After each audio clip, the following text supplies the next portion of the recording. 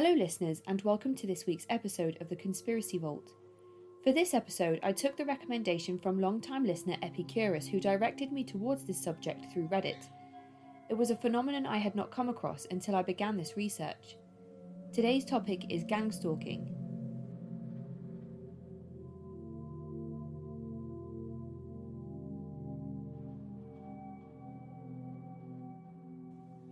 So gangstalking, or targeted individual, TI, according to roehampton.ac.uk, the general definition accepted by professionals is that gangstalking is when a person believes they are being stalked, followed, spied on, and attacked by a group of people or organisation. The popular question that surrounds this topic is there merit to this, or is it a symptom of potentially underlying mental health conditions? That is what we are going to look into today. Let's start with some heavy statistics on the term stalking itself. These are only UK-based statistics from paladinservice.co.uk, the National Stalking Advocacy Service, so there is room to assume that figures could be vastly different in other countries. The website reads, "Stalking is one of the most frequently experienced forms of abuse. It is insidious and terrifying and can escalate to rape and murder. We need to treat stalking with the seriousness it deserves. There are many misconceptions about what stalking is about. It is not romantic, it is about fixation and obsession. It is a crime and it destroys lives. Stalking is a pattern of repeat and persistent unwanted behaviour that is intrusive and engenders fear. It is when one person becomes fixated or obsessed with another and the attention is unwanted. Threats may not be made, but victims may feel scared. Even if there is no threat, this is still stalking and it is still a crime." Data from the Crime Survey of England and Wales shows up to 700,000 women are stalked each year. Although the British Crime Survey estimated 5 million people experience stalking each year, but there are no official statistics on the percentage of cyberstalking. 1 in 5 women and 1 in 10 men will experience stalking in their adult life. Office for National Statistics stated it was 1 in 6 women and 1 in 12 men. In 2013-14, Child Protection Services figures revealed that 743 stalking offences were prosecuted, whereas 9,792 were prosecuted for harassment out of the 61,175 allegations recorded by police. Therefore, only 1% of cases of stalking and 16% of cases of harassment recorded by police result in a charge. Victims do not tend to report to the police until the 100th incident. The Workplace Violence Research Institute found that 90% of corporate security professionals had handled 3 or more incidents of men stalking women in the workplace, and claimed stalking was related to homicide in 15% of cases. 75% of domestic violence stalkers will turn up at the workplace.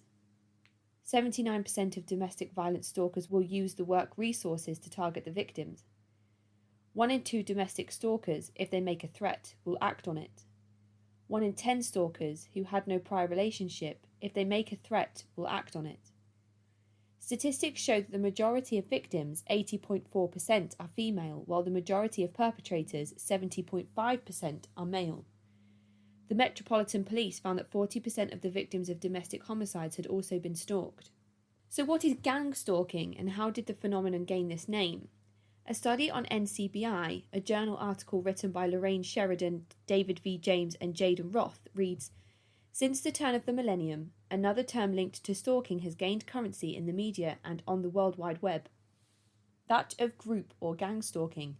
Stalking generally involves a single stalker who may occasionally recruit others into stalking by proxy, their involvement usually being unwitting. By contrast, reports of group or gang stalking describe stalking by multiple individuals who engage in a shared endeavour with a group purpose. For research purposes, the number is taken as 3 or more, although in many instances those suffering from the phenomenon have reported the involvement of far greater numbers." The United Nations Human Rights Office of the High Commission website offers a document that goes into detail about different methods potentially used by gang stalkers. They read, "Harassment techniques include 1. Surveillance, being followed, electronic surveillance, computer or phone hacking, monitoring all online activities or bugging the home. 2. Profiles are built to identify any and all weaknesses and insecurities to be used later. Information often obtained through sexual partners or trusted people in their lives. 3. Conditioning where victims are sensitized to certain stimuli, such as everywhere you go, someone will cough as they walk past you. Number 4. Anchoring, where someone will provide false rationales for the harassment. Often many possible rationales are planted to keep the victim confused, and the focus of the harassment cycles from one possible reason to another, round and around, so as to keep the victim guessing in a half-perpetuating guessing game, where every scenario you are to blame, and causes self-doubt, fear, intimidation, and ultimately a cycle of destructive thoughts. Number 5. Mobbing, or true gangstalking, where everywhere you go, you will see an overt display of people following you and often use words you have been conditioned to and your name to draw your attention. Number 6. Street theatre, where a small group will perform an overt activity like a fake confrontation or scenarios designed to test your reactions. Number 7. The use of directional speakers, which have the ability to direct sound to a single individual in a crowded room. This particular item is ultimately the most used and is often referred to as a V2K or voice to skull, which is used extensively in the psychological breakdown of the victim. Number 8. The use of electronics to affect your eyesight and balance, which was originally developed for the military and police crowd control, called dazzling, and even the ability to make you vomit. Number 9. Sound campaigns, which is a community harassment technique where abnormal levels of sound are directed at the victim and their home. This includes cars deliberately braking or accelerating when they pass, people talking excessively loudly at all hours of the night, amplifications of sound, etc. Number 10. Sleep deprivation. This is perhaps one of the most insidious tactics used, where victims are woken multiple times a night and can be kept awake for days at a time. Number 11. Baiting. Baiting or entrapment, where victims are harassed to the point that they lash out and commit a crime such as assault, break and enter, or vandalism as they try to locate the source of the harassment. Number 12. Gaslighting, which is a form of psychological abuse where someone will actively try to undermine victims and try to make them doubt themselves so that they will lose all self-confidence and self-esteem, and therefore are easier to manipulate and push towards the mental health pathway. Number 13. Black bag jobs is a term when a harasser breaks into a victim's property and places something or deliberately moves something. The purpose is to cause self and fear that their property is being accessed, which harassers try to then sell as paranoia. 14. Propaganda and disinformation is also the other key element to suppress knowledge of this practice, as its effectiveness initially requires the victim to be unaware of the existence of gangstalking, gaslighting, or the electronic technologies such as directional speakers, so huge amounts of time are devoted online to creating disinformation sites which attempt to discredit victims by pushing their mental health agenda. And number 15, further to the above, gang stalkers rely on disbelief and discrediting, and as such, much of the harassment is designed, at least initially, to mimic mental health issues. They also rely on their abuse being so extreme, so pervasive, so fundamentally immoral, as to be disbelieved, and victims subsequently resort to photographing, videotaping, and sound recording their everyday encounters to disprove the countless unfounded claims made against them, especially in relation to gaslighting, which gang stalkers try to turn around and paint the victims as paranoid or irrational. Victims are made to feel helpless as every attempt to defend themselves is used against them, and when they seek help, they are met with disbelief or open hostility. There is one notable event that springs to mind when discussing the potential of gang stalking and the threat someone may feel when being a targeted individual, and that was the 2012 Washington Navy Yard shooting. Wikipedia tells us the Washington Navy Yard shooting occurred on September 16, 2003, when a 33-year-old Aaron Alexis fatally shot 12 people and injured 3 others in a mass shooting at the headquarters of the Naval Sea Systems Command in southeast Washington, D.C. The attack took place in the Navy Yard's Building 197. It began around 8:16 a.m. and ended when Alexis was killed by police around 9:25 a.m. It was the second deadliest mass murder on a U.S. military base, behind the 2009 Fort Hood shooting. A Wired article written by Alan McCuffey reads in 2013, Washington Navy Yard shooter Aaron Alexis had been receiving mental health treatment, had anger management issues, and told Rhode Island police that he had been hearing voices and was being harassed through microwave mind control. Most people who heard that needed no further explanation for Monday's tragic events. They understood the 12 deaths and 8 injuries to be the sad result of severe mental illness, perhaps even paranoid schizophrenia.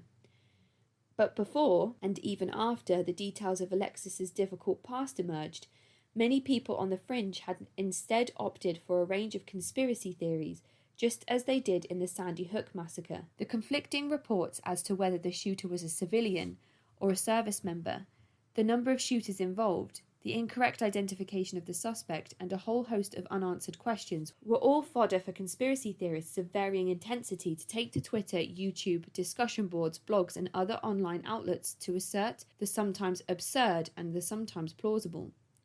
For some, it was a false flag, a covert military operation.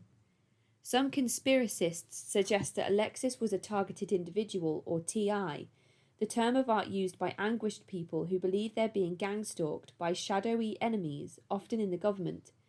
The elements of Alexis's police report, covert microwave weapons, conspiracies and sleep disturbances are common elements in gang-stalking accounts.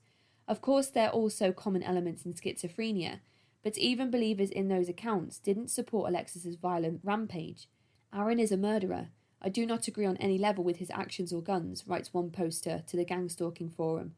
But this story has more evidence than most pointing to the use of microwave weapons, gangstalking. Another writes, using Aaron Alexis as an example could look bad. After all, he killed 12 people. He had made a choice to keep and use guns. I would hope any real TI would see the danger in keeping a gun.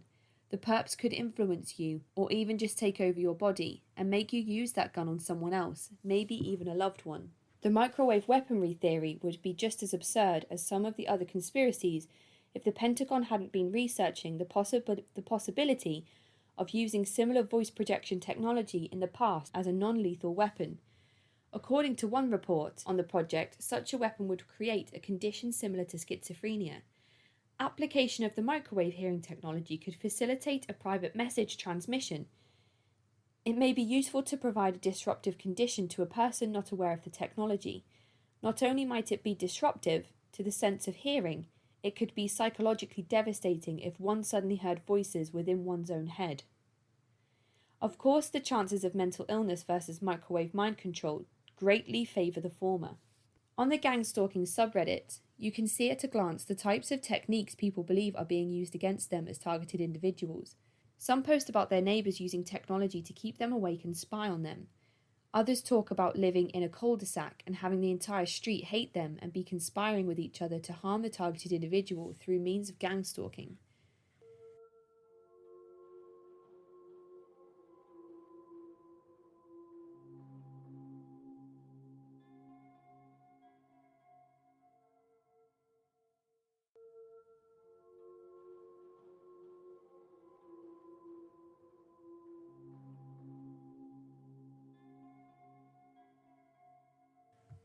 There is some Vice coverage on this topic on YouTube titled The Nightmare World of Gangstalking, where mob stalking or community stalking are also used in place of gangstalking.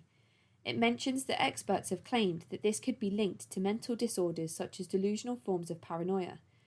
The video defines gangstalking as a form of organised harassment and surveillance. It is estimated that 10,000 people worldwide identify as victims. Josh Basil, MD, physician and author, talks of how these victims have found each other on the internet and that this has allowed a culture of bolstering or affirming each other's beliefs about being targeted individuals. We can see this on the subreddit r/gangstalking that has 16,682 members currently. Of course, these may not all be people who identify as targeted individuals, but rather people interested in the subject, people such as myself. What might cause someone to become a TI? The Vice video goes on to say that it could be your lifestyle, political views, social status, sexual orientation, religious beliefs, ethnicity, anything that could set you aside as an individual in amongst the masses. The video also goes on to suggest that most forms of gangstalking can be explained away, like potential UFO sightings, such as police sirens being heard at the same time each day, or helicopters going over the same house over and over, or even repeatedly seeing couples walk past you hand in hand. This form of gang stalking is what we explained earlier when we talked about street theatre, and it reminded me of The Truman Show with Jim Carrey, a film where imdb.com tells us an insurance salesman is oblivious to the fact that his entire life is a TV show, and his family members are mere actors. As he starts noticing things and uncovers the truth, he decides to escape. When watching this film, many of the types of gang stalking listed above can be seen, and the health effects of this on the main character are also visible. So where could these grandiose beliefs have stemmed? Where is the basis for any of this to be true? Well, there is a number of conspiracies to begin with, such as 9/11 being an inside job conducted by the US government to allow them to bring in new surveillance under the Patriot Act. Other things are legitimate conspiracies brought to light by the likes of Ed Snowden. An article on nrp.org written by Dave Davies reads in 2013, Edward Snowden was an IT systems expert working under contract for the National Security Agency when he travelled to Hong Kong to provide 3 journalists with thousands of top-secret documents about US intelligence agencies' surveillance of American citizens. To Snowden, the classified information he shared with the journalist exposed privacy abuses by government intelligence agencies. He saw himself as a whistleblower, but the US government considered him a traitor in violation of the Espionage Act. What Snowden had done was essentially taken top-secret information on how the US government was spying on its own people and made it public by seeking asylum in another part of the world and bringing the information to the attention of other nations. Shouldn't we all feel a little targeted, knowing our government has been spying on our private lives? The Infographics show on YouTube has a video called 10 Surprising Ways the Government is Spying on You, saying how people are very dependent on the technology that connects them to the internet. The average American apparently spends 86 hours a month on their devices. The first way the government is supposedly spying on us is through something known as PRISM. This is linked to Ed Snowden and how our data is collected by companies that want to sell us things. The government says it is spying to protect us, but detractors say they are controlling the populace. Number 2 is intercepts. The National Security Agency, or NSA, can obtain texts, emails, passwords, phone records, and credit card information, according to Snowden. There are supposed collection systems that run through telecom services and intercept 1.7 billion communications a day. Number 3 is talking on the phone. NBC News stated that the US monitors every single phone call in the USA, and in 2015, the GHCQ hacked millions of phones by stealing encryption keys built into SIM cards. Number 4, all internet history can be obtained through NSA's KeyScore technology. Number 5, watching you on your laptop or phone cameras and use a plugin called Gumfish to take over someone's camera. Number 7, other connected devices such as Amazon Echo, Alexa, or the Google Nest listening to your every word. Number 8, closed-circuit security. CCTV is everywhere. You are always being watched. Number 9, texting. Using the Dishfire program, billions of texts with all sorts of personal information are intercepted every week. And number 10, the NSA coerces manufacturers to create items that can be manipulated, such as the Amazon Echo or the Google Nest. So again, with all of this information, is it really unbelievable that someone may think of themselves as a TI? With these proven government surveillance programs, aren't we victims and targets in some way? What about agencies not related to governments that spy? In 2002, the News of the World newspaper in England hacked the phone of missing teen girl Millie Dowler. Amanda Dowler, known by friends and family as Millie, was last seen in March 2002 on her way home from school. She was found 6 months later. Her remains were located 20 miles away. She had been brutally murdered. But as her parents spent 6 months agonizingly looking for her, her phone remained switched on. In the first weeks of the search, Millie's parents would leave voice messages until one day the inbox was full. No more voicemails were accepted. Still, they phoned every day and tried to leave voicemails. It was no use when the voice box was full. Until one day, it wasn't. Millie's mother was able to start leaving voicemails again, filling her with hope that Millie was listening and deleting old voicemails, allowing space for new ones. One day, when the family left a voicemail for Millie, they told her they planned to look for her along the old road they lived on. They were ambushed by the News of the World reporters. Shaken up and unsure how they knew how to find the family there, it later came out that the reporters had in fact been the ones hacking Millie's phone, deleting voicemails by correctly guessing Millie's voicemail password and allowing space for more voicemails to come in so they could listen in and exploit the family during their time of turmoil. I recently covered this case in detail on my Patreon for anyone interested who would like to know more. The episode is available today at patreon.com/thecultvault. So here we have a distraught, unsuspecting family being monitored and surveilled through their missing daughter's phone. Again, isn't it plausible that someone can feel like a targeted individual in this day and age? I wanted to finish this episode with some examples from the subreddit around T.I.'s own stories. One reads, "Are they involved in gangstalking? My entire family are gangstalkers, and they have constantly lied to me to make me look crazy and force me to take meds. They sometimes blurt out stuff that is a clear indication of their knowledge of gangstalking, and it simply cannot be ignored. That's why I cut contact with my father. I couldn't tolerate remaining in contact with someone who was literally trying to kill me." The top response to this is absolutely. The one who's tried to throw me under the bus still denies everything or says, "We just wanted to help." They also write off everything as if it doesn't matter when I tell them about things. I have cut off 90% of my whole family and extended family, or they have cut me off. It's whatever though, I have all the people I need. Another account reads, "My neighbours upstairs are using some sort of dew weapons to give me headaches and not let me sleep or take naps. It's giving me great anxiety and has been going on since November. Sometimes I can hear their footsteps following me and I hear their machines turn on. I also hear some stuff on the side of the wall, like cables being moved down or something. Every day I hear him filling up some sort of bucket in his bathroom, and then turns on some loud machine, which makes a loud buzzing sound. I've been recording sounds and video of them harassing me. What do you guys think I should do? If anyone is willing to help, that would be great." The top comment in response is, "You have to rise above it. What I mean is, put some relaxing music on so you can't hear them. Meditate, go for long walks, etc. I've been through it. Also, don't underestimate your power to manifest either them moving out or you.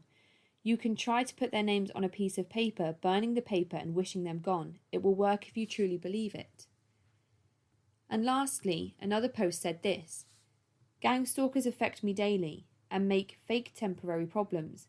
When they leave me alone, it no longer affects me, but everyone ignores everyone doing it, and I'm crazy if I mention it. They create fake resentments and literally control my emotions, so you can only imagine how difficult it is when they can do this behind closed doors. I can't say on a fourth step they were affecting me telepathically when I was drunk and was very new to being a TI, and that I cut myself multiple times 3 years ago and drank my own blood because they wouldn't leave me alone and influenced me to do so. They would say I'm crazy. They tap into old pain when I was 10 or 20 years old and put that in my 32-year-old mind. So I didn't recognise they were doing these things. I am stronger now because I'm aware that they can literally control my mind. So knowledge is my first step, but what else?" And the top comment in response was, "There are some actions people do while they're being peer pressured. I think it's an act that people show to try and convince them they're going crazy. But it's momentary. I've done some things too. When you feel crazy, you do crazy things. There is no step. You can either better yourself, continue to live as you do, or do even worse. This is all an experiment to see what choices you make. I do hope you find a way to not drink as much and straighten up. Maybe it will help you make better decisions and clear up your thoughts. Do not listen to them. Be proud of your past pain. It's what brought you here, and you're still living, right? Maybe you can just try doing better." So what are your thoughts on gangstalking? Is it possible that gangstalking is really a thing that is being perpetrated onto potentially 10,000 people worldwide? Is it mental health playing a huge part? Or is that what we are supposed to think?